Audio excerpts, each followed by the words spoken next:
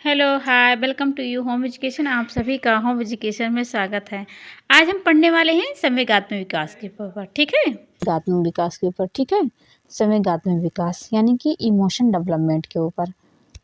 संवेगात्मक विकास जो emotion development है, इसको हम समझेंगे पहले ये होता क्या है। तो कुछ संवेग यानी कि संवेग सिर्फ दुखी की बात नहीं करता है, खुशी की, किसी चीज़ को जानने की जो इच्छा होती है, ये सब जो होता। तो कुछ संवेग क्या है? संवेग जो है वो अंग्रेजी भाषा की इमोशन का हिंदी रूपांतर है। यानी कि जो संवेग है ना, वो इमोशन शब्द का अंग्रेजी जो शब्द है उसका हिंदी रूपांतर है। संवेग जो है ये जो भाषा लिया, मतलब ये जो इमोशन है वो कहाँ से लिया गया है? लैटिन भाषा की डबल है, लैटिन भाषा के इमोवर से बना है, ठीक है। जिसका अर्थ होता है to move, to strike, up to arouse, to excited, अर्थात हिला देने वाला, उत्तेजित कर देने वाला या भड़क उठना। अब हम सामान्य भाषा में समझते हैं। देखो, कोई ज़रूरी नहीं है कि सुख हो तो अगर दुख हो जाए तो वो संवेग नहीं जोड़ा जाएगा। सुख और दुख सब संवेग होते हैं, ठीक है। जो किसी भी चीज़ को जो जानने की इच्छा होती है, ये सब जो होते हैं वो संवेग होते हैं। किसी को देख कर के ईर्ष्या महसूस होती है, जो हमें कोई चीज़ जानने को हमें जिज्ञासा उत्पन्न होती है, हर्ष, जो आनंद, ये सब क्या होते हैं? संवेगात्मक विकास होते हैं, ठीक है। आगे हम चलते हैं। अतः जब संवेगों की उत्पत्ति होती है तो व्यक्ति शरीर से उत्तेजित हो जाता है। यानी कि जब संवेग आते हैं, या खुशी या दुखी या कुछ भी, तो शरीर से दिखाई देते हैं, यानी शरीर उत्तेजित हो। देखो, हम बहुत ज़्यादा खुश होते हैं तो हमारी आंखों से क्या आंसू आ जाते हैं। जब रोते हैं तो क्या हो जाता है? हमारा दिल का जो हार्ट बीट हो जाता है वो तेज हो जाता है। या फिर कोई हम अचानक से कोई चीज़ देख लेते हैं तो हमें क्या हो जाता है? बहुत हमारे हाथ पैर कांपने लगते हैं और चेहरा लाल हो जाता है। ये सब क्या है? ये संवेगात्मक विकास के लक्षण हैं, ठीक है। आगे हम बात करें, संवेग ऐसी अवस्था है जिसमें व्यक्ति किसी न किसी रूप में विचलित होता है। अभी हमने बताया कि देखो, शरीर से उत्तेजित हो जाता है, यानी कि संवेग ऐसी अवस्था है, अगर किसी इंसान को संवेग से ग्रसित है तो उसे किसी न किसी रूप से वो प्रत्यक्ष रूप से दिखाई देगा, ठीक है। ऐसा नहीं है कि किसी को देख करके आप पता नहीं कर सकते हैं कि ये खुशी है, मतलब ये संवेग है कि नहीं है, ठीक है। आगे हम बात करें, यदि संवेग धनात्मक है तो प्रसन्नता का अनुभव होगा, जैसे प्रेम। यानी कि अगर एग्जाम में पूछा जाए कि धनात्मक संवेग क्या होते हैं, तो क्या होता है? प्रेम और सुख, ठीक है। संवेग क्या होते हैं? धनात्मक अगर होते हैं तो क्या होता है? प्रेम और सुख की मतलब लक्षण दिखाई देते हैं, ठीक है। अब आगे हम चलते हैं थोड़ा। आगे क्या है? यदि संवेग निषेधात्मक है तो क्या होगा? चिंता का भय होगा। यानी कि अगर धनात्मक है तो क्या होगा? प्रसन्नता, यानी कि खुशी वाला होगा। अगर निषेधात्मक संवेग है तो क्या होगा? भय और चिंता का अनुभव होगा, ठीक है। आगे हम बात करें, परिभाषा है। परिभाषा किसका है? पीटी यंग के अनुसार, ठीक है। इन्होंने क्या क्या कहा है? संवेग संपूर्ण जीवन का वह मूलतः मनोवैज्ञानिक तीव्र उद्वेग तो जिसमें कि चेतना, अनुभूति, व्यवहार और जाठिक क्रियाएं सम्मिलित होती हैं। ये हुआ परिभाषा, इसको तो ऐसे याद कर लेना, ठीक है। आगे हम थोड़ा चलते हैं, आगे देखें क्या है। आगे है बालकों के संवेग की विशेषताएं, ठीक है। बालक के संवेग की विशेषताएं, पहला क्या है? संवेग क्या होते हैं? तीव्र और उग्र होते हैं। सही बात है। देखो, जब किसी बच्चे में आती है तो कितना ज़्यादा गुस्सा हो जाता है, उसके हाथ में जो भी पेन लिया रहता है, हाथ मतलब ईंटा पत्थर कुछ भी लिया रहता है, तो अगर उससे संवेग आ गया है तो उससे मार देता है। ये नहीं सोचता है कि इससे क्या नुकसान होगा। यानी कि जब भी आता है तो तेज आता है और जल्दी आता है, ज़्यादा भयानक वाला होता है। कोई कोई होता तो कत्ल ही कर देता है। क्यों? संवेग उसका बहुत ज़्यादा हो जाता है, ठीक है, कंट्रोलिंग में नहीं रहता है। फिर वो आगे क्या है? पुनः पुनः होना, यानी कि दो बार लिख गया है, पुनः पुनः होना। यानी कि जब संवेग आते हैं तो ऐसा नहीं कि आज आ गया है तो 2-3 बार 4 बार लगातार वही आएंगे, या फिर देखो आज खुशी है तो कल गम में, तो हमेशा लगा रहता है। ये नहीं कि आज आ गया है तो 2-3 साल तक अब कोई खुश ना कोई दुख, कुछ भी संवेग नहीं होगा, ठीक है। खुशी किसी ना किसी रूप में जाहिर होगी, चाहे वो आनंद के रूप में, चाहे हर्ष के रूप में, चाहे जिज्ञासा के रूप में, चाहे जिस रूप में संवेग दिखाई देगा, ठीक है। आसानी से पहचाना जाना, यानी कि जब संवेग किसी बालक को होता है तो उसके चेहरे से दिखाई देता है। बालक हो या कोई प्रौढ़ावस्था हो या वृद्धावस्था या किशोरावस्था, किसी रूप में हो, किसी भी अवस्था में हो तो उसका मतलब चेहरे के हाथ भाव से, उसके शारीरिक क्रियाओं से पता चलता है कि ये संवेग मतलब इसको जिज्ञासा जानने की इच्छा है, या फिर हर्ष में है, या ईर्ष्या में है, या आनंद में ले रहा है, या खुशी में ले रहा है, या क्रोध में है, या भय में है, कुछ भी मतलब ऐसे। फिर आगे हम चलते हैं कुछ समय के लिए होना, यानी कि क्षणिक होता है, मतलब कुछ समय के लिए होता है। ये नहीं कि अगर आपको क्रोध आया है तो 2-3 दिन क्रोध ही रहेगा, ठीक है। ये क्षणिक होता है, फिर बाद में नॉर्मल हो जाता है। इसके बाद में चलते हैं शारीरिक क्रियाओं से संबंधित होते हैं, यानी कि जब किसी बालक को जब संवेग आता है तो देखो, अगर क्रोध हुआ है तो क्या करेगा, वो हाथ पैर से मारेगा, ठीक है। अगर खुशी रहेगा तो हंसेगा, खिलखिलाएगा, ठीक है। आगे क्या है, मूर्त वस्तुओं तथा परिस्थिति से संबंधित होने, यानी कि जो दिखाई देती है और जो नहीं दिखाई देती है वो भी सोच करके इंसान मतलब संवेग की जो अवस्था होती है उसमें घुस सकता है, ठीक है। आगे हम बात करें, आगे क्या है, आगे चलते हैं थोड़ा, संवेगात्मक विकास के सिद्धांत, ठीक है। संवेगात्मक सिद्धांत कौन कौन से, देखो वाटसन ने क्या कहा है, वाटसन का प्राथमिक संवेग का सिद्धांत, ठीक है। ये एग्जाम में बहुत बार आ चुका है। वाटसन के कितने प्रकार के संवेग है, 3 प्रकार के, क्या क्या है, भय, क्रोध और स्नेह, स्नेहा लिखा है, स्नेह। ये 3 प्रकार के संवेग पाए जाते हैं कि में बालक में। बालक में कितने प्रकार के संवेग पाए जाते हैं, वाटसन के अनुसार 3 पाए जाते हैं। क्या नाम है, भय नाम है, ठीक है, भय नाम है, क्रोध नाम है, क्रोध और स्नेह, ठीक है। यहाँ पे लिख देते हैं स्नेह। भय, क्रोध और स्नेह 3 प्रकार के संवेग पाए जाते हैं।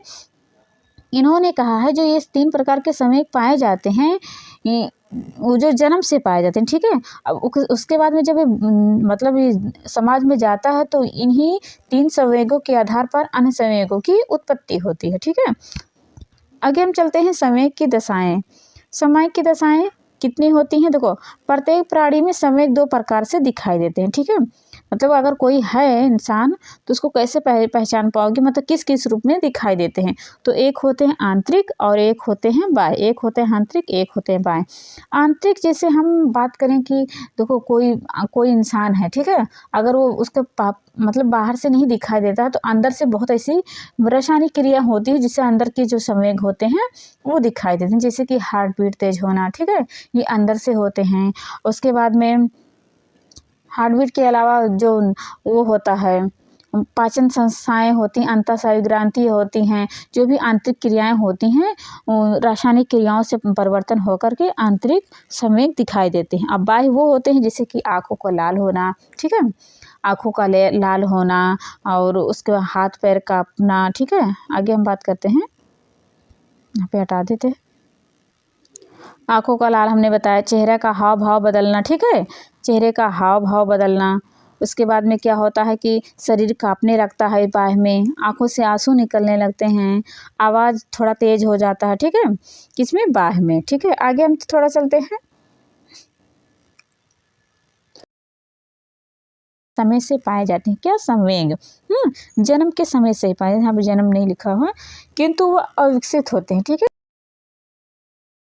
कुछ क्रियाओं तक सीमित होती हैं, जबकि कुछ विज्ञान के मतानुसार नवजात शिशु में संवेगात्मक विकास नहीं होता, वह तो केवल बाहरी उद्दीपकों के पर अनुक्रिया करते हैं। अब हम सामान्य भाषा में समझते हैं, ठीक है।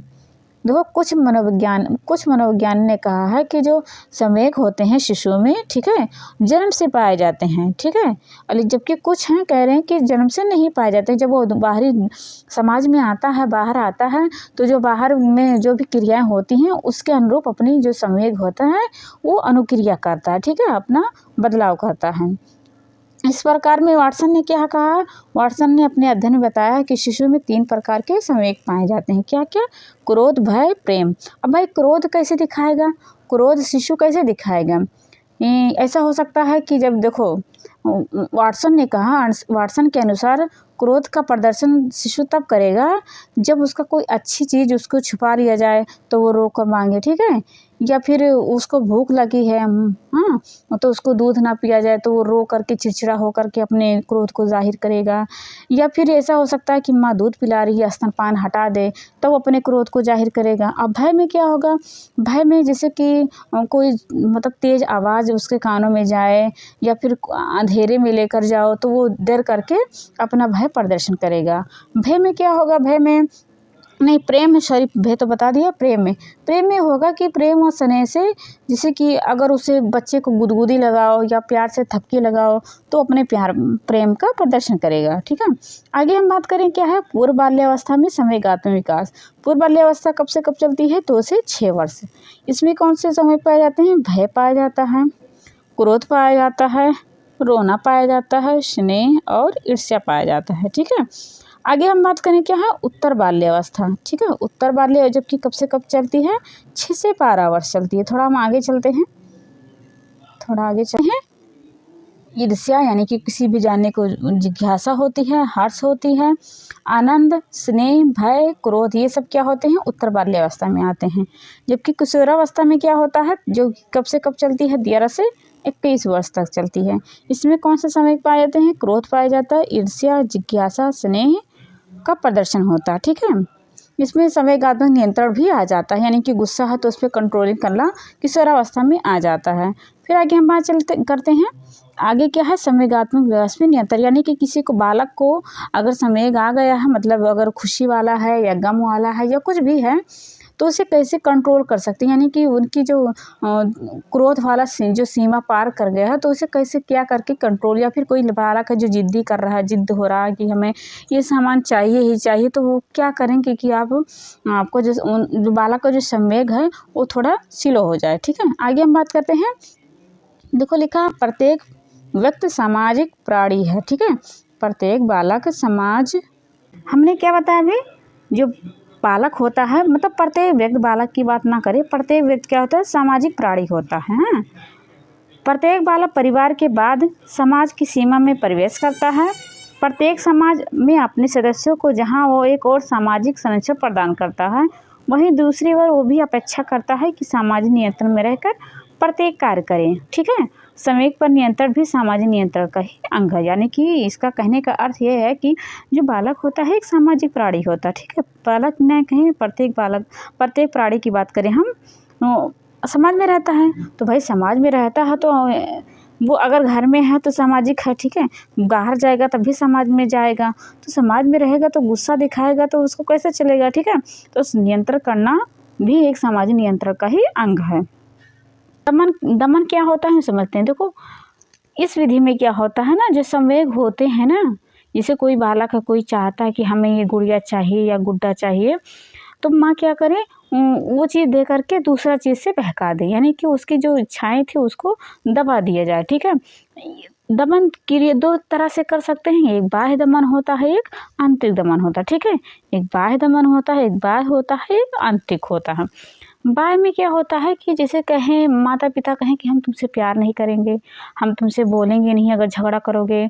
ठीक है, तो क्या करें, ये बाहरी रूप से दिखावा हुआ ना, तो बाहरी रूप से अगर दिखावा करोगे तो बालक क्या करेगा, अपने संवेग जो भी हैं उसको रोक कर अभिव्यक्त करेगा। ठीक है, उसको रोक करके, संवेग को रोक करके अभिव्यक्त करेगा। आंतरिक क्या होता है, आंतरिक में होता है जैसे बालक को भूख लगी है, आंतरिक में बालक खुद करे। ठीक है, कोई भी प्रत्येक बालक खुद करे कि हमें भूख लगी है, तो अपने आप से हम अपने भूख को मिटा दें। ठीक है, हम फिर से बता दें, आंतरिक दमन में क्या होता है, आंतरिक दमन व्यक्ति स्वयं करता है, जैसे कि भूख लगने पर यदि व्यक्ति को खाना नहीं मिलता है तो अपनी भूख का दमन खुद कर लेता है। ठीक है, आगे हम बात करें साधन। ठीक है, साधन क्या होता है, यानी कि साधन से हम क्या कर सकते हैं, साधन देखो, साधन में 2 प्रकार से कर सकते हैं, एक मार्ग बदल करके कर सकते हैं, एक होता है कि समय को दूसरे समय से ज्वाइंट कर दे। मार्ग बदल यानी कि कोई बालक कह रहा है कि हमें ये खिलौना चाहिए, तो आप उसके जगह पे कुछ और दे दें। ठीक है, उसका मार्ग बदल दें। या फिर ऐसा कर सकते हैं कि उसको कुछ चीज़ें दे करके उसको फुसला लें, यानी कि एक संवेग है दूसरे संवेग से मिला दें। ठीक है, उसके बाद में आगे चलते हैं, अध्यासाय। देखो, हम सब लोग जानते हैं ना कि खाली दिमाग शैतान का घर होता है, तो बालक को क्या करें आप, बालक को किसी काम में लगा दे ताकि वो जो चीज़ चाह रहा है उस चीज़ को भूल जाए, ठीक है। जैसे मान लीजिए वो कह रहा है कि मुझे यहाँ पे जाना है, मतलब बाहर घूमना है, तो आप क्या करके उसे एक अच्छा सा वातावरण दे करके बाहर वाला फील दे सकते हैं, ठीक है। आगे हम बात करें संवेगात्मक रेचन यानी कि इमोशन कैरेक्टर्स। इसमें क्या होता है, इसमें होता है कि जो किसी को मतलब रहता है नहीं कि नाटक करते हैं, अपने ओरिजिनल जो भी उनका समेक होता है वो निकल आता है। जैसे कि गुस्से में रहते हैं तो सच्ची में गुस्सा दिखा देते हैं, जो फील वाला होता है, ठीक है। तो इसमें क्या करें, एक शारीरिक रेचन से अपना वो समय दिखा सकते हैं, एक होता है मानसिक रेचन, ठीक है। समय शारीरिक रेचन से कैसे करते हैं, यानी कि कोई नाटक कर सकते हैं, कोई अभिव्यक्ति कर सकते हैं। जैसे कि कोई मतलब अगर गुस्सा वाला है तो वो उसमें अपना गुस्सा एकदम इतना ज़्यादा फील करके गुस्सा दिखा दे कि एकदम से रियल लगने लगे। ये मानसिक रेचन में क्या होता है, इसमें कि मतलब मन से कोई चीज़ें दृष्टि कर दे, ठीक है। उसके बाद में है स्वतंत्र अभिव्यक्ति।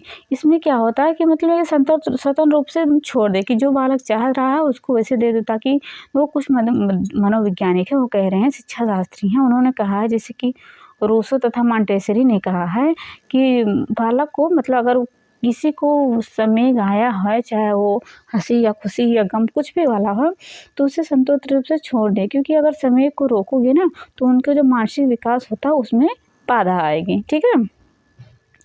आई होप आप लोगों ने ये क्लास समझा होगा, ठीक है। हमारी क्लास यहीं पे ख़त्म होती है। कल मिलेंगे एक नई क्लास में, हमारा होगा बुद्धि के ऊपर, ठीक है। बुद्धि पढ़ेंगे उसमें। अपनी क्लास यहीं पे ख़त्म करते हैं, कल मिलेंगे एक नई क्लास में। तब तक के लिए take care and bye bye.